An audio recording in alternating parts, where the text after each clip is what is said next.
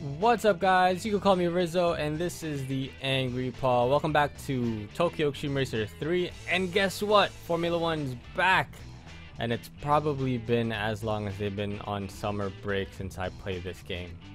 So let's do a quick recap, shall we? So far, we've completed our challenges between the Nippon Bashi team and the First Ladies. Also, the last episode, we ran into two Wanderers, which became some sort of three-way. Pretty fun. So let's get back into it. Okay, so this is also going to be a little bit of a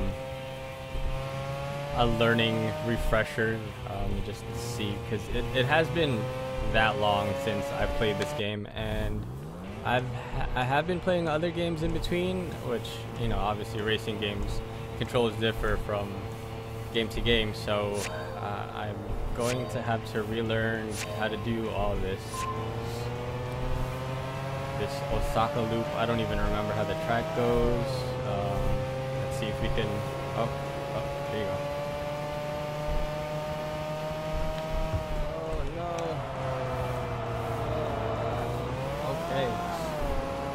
So yes, Formula One's back.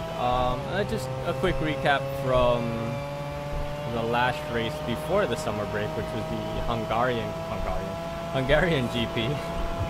I don't know where that accent came from, but that was an interesting race. I want to say from start to finish, whereas they did have to do a restart at the grid, a restart of the grid, because I believe, if anything, it was Felipe Massa who was not in his proper lane line.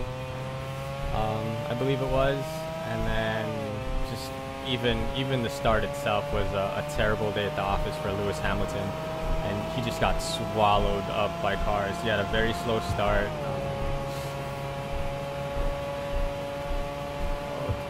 Yeah, he had a very slow start, and I think just even at the end of like turn 1 or turn 2, he was already down to like 4th or 5th, and from that point on, he wasn't gonna have a good day.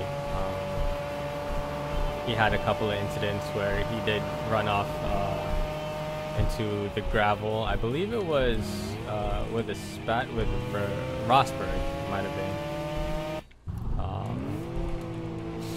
And then he obviously lost places from that. You know, Hamilton, as the fighter he is, I mean, he's had races where he's fought from literally dead last to win the race, and he did his best with this particular race as well, to fight his way back up. Rosberg also eventually did suffer a tire failure towards the end of the race. Oh no. I feel like I'm going to suffer a tire failure here as well.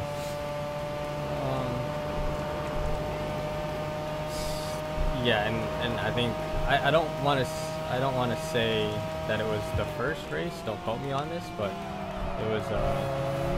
We didn't have a Mercedes on the podium.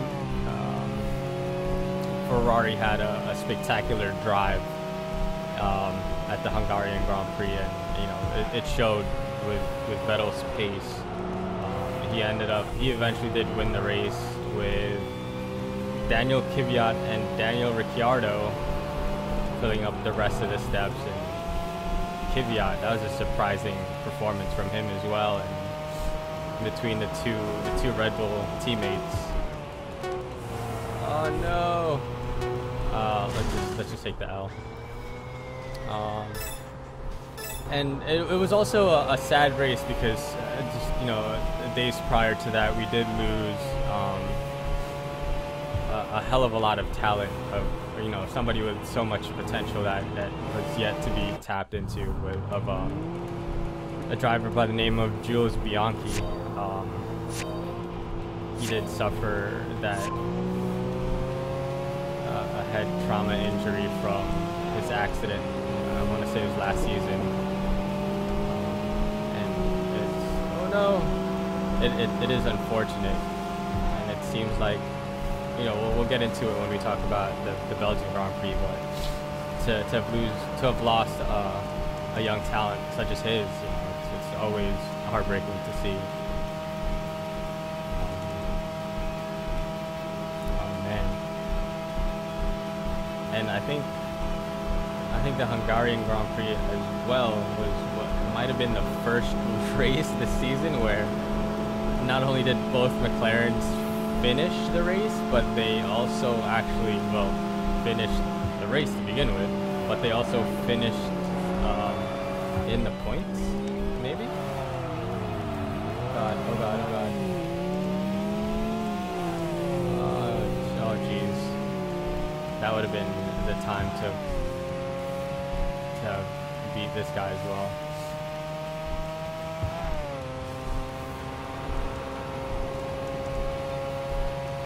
He's way out there.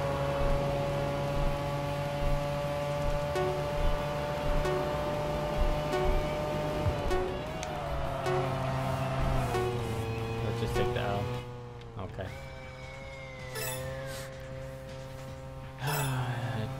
Do I have enough? I think I can make it through. And then after the Hungarian Grand Prix, I mean, obviously, like the Mercedes guys didn't go into their summer break on a high note as they wanted to. Although Ferrari just, I'm pretty sure, celebrated like monsters, like the maniacs they are. You know, going into summer break, winning a Grand Prix. But I don't think that deterred Hamilton at any cost either, because I mean, he's quite active on the social media end, and he did some globe-trotting. There are some pictures of Lewis Hamilton on vacation all over, you know, the internet and whatnot. One of which is, I guess, was on a Reddit post, which is quite hilarious. With the title, it's Hammer Time, and he's dancing behind a lady, scantily clad lady, and I want to say it was in Brazil. I don't know if that was during summer break or if that was, you know, way before as well. But I'm pretty sure if my girlfriend had seen that, she, being a fan of Lewis Hamilton, would not have been happy. Although I should have bookmarked that post.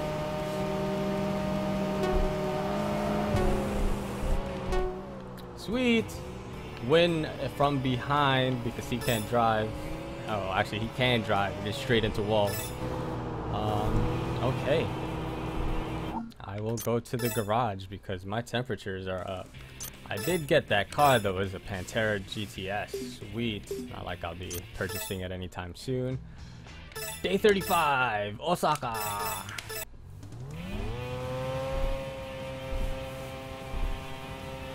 Okay, let's get this guy. And with this past weekend, Belgian Grand Prix Spa, the racetrack that it is, awesome. It still proved to be an eventful weekend. We did have a couple of things going on. Rosberg, I believe it was in practice where he had a tire failure. You know, now Pirelli points fingers. It was a driver error or a race car error or what have you. But that'll rear its ugly head again a little bit later on in the weekend. But much like the last race, they did actually have to restart the grid. Because we had I believe it was Nico Hulkenberg who had a mechanical failure with his car. Just didn't even start the race at all. I mean, poor guy, coming from, you know, 24-hour Le Mans and then just going back to his day job of possibly not finishing a race. Oh no, team leader. In this case, he didn't actually start the race. And then McLaren, McLaren with a landmark penalty here, even before the race started. I guess they just had to change everything, and they had a 105 grid spot penalty. The landmark, Fernando Alonso wants to get a cake. You know what? I commend you guys for taking it in stride, that Honda deal. it still has not proven its worth. I want to seem hopeful only because, you know, I am a long-time McLaren fan. Yes, I know, flame suit, whatever. Everybody has their favorites. I have a favorite team, not necessarily drivers of the same team, and then I have my own set of, you know, favorite drivers. But I want to seem hopeful for McLaren. I just don't know if I can. After that, but this was another walk in the park for Hamilton. He did have a particularly great race with, you know, Nico Rosberg finishing right behind him. I guess everything, all the action is going to be behind them at this point, going for that third step of the podium,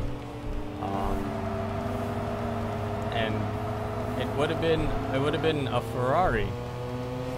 You know, Vettel had it in the bag, but here it is rearing its ugly head. He had a tire failure, much in the same area, or exactly the same spot as Rosberg did. So now it's, you know, everybody's pointing fingers at Pirelli. Pirelli's pointing fingers at every other person in the world, and excuses are coming out. Now I think they're blaming Formula One for not granting their request to limit laps on the tires, yada yada yada. But let's just face it, Pirelli needs to get their shit together. We don't need another early American GP at Indianapolis. How about that? We don't need any more of that, because in the end it does play onto driver safety, and that again reared its ugly head. I feel like it's just much like the last race before, you know, summer break, the Hungarian GP. Now you have Belgian GP, and then that same weekend we did have another loss in the motorsports community, from an IndyCar driver by the name of Justin Wilson. He was in Pocono when it happened, and I mean, again, it's no matter what facet of motorsports you're in, just losing a driver is always like, it's such a bad thing to hear. You know what I mean? You're in these technologically advanced, high-speed, high-power cars, especially an open cockpit, you know, and not survive your injuries. And you would think that these technologically advanced cars, I mean, they're on the top of their safety standards, and to still hear like a loss of life from it, it's insane to actually, you know, see it or hear about it. You would never have thought. Oh, didn't even have to. No loser. Yeah, let's see about that. Swift fighting captain. Other than that, I mean, yes, we did have again a walk in the park for Hamilton, Rosberg shortly after. Vettel losing his third spot podium to give it to Romain Grosjean, which at this point couldn't have been happier as far as a driver and as a team. It was his first podium in, I want to say, 2 years. And as a team in Lotus, which I guess they're anticipating a sale to Renault. I don't know what's going on with that, but that was surely was unexpected. I mean, that happened 3 laps to go, if anything. And then we had another strong performance from the remaining Red Bull of Daniel Kvyat, who I believe finished in 4th, and Sergio Perez riding out the top 5. Oh, come on. Again, like, you know, other than Hamilton and Rosberg, but rounding off the top 5. Oh, god damn it. rounding off the top 5. Definitely an unexpected trio at that, you know what I mean? So we'll see. I mean, now that there's gonna be this whole inquiry on the Pirelli situation going into Monza. I believe that's the next race. And we'll see what happens. We'll see if Pirelli can get their shit together.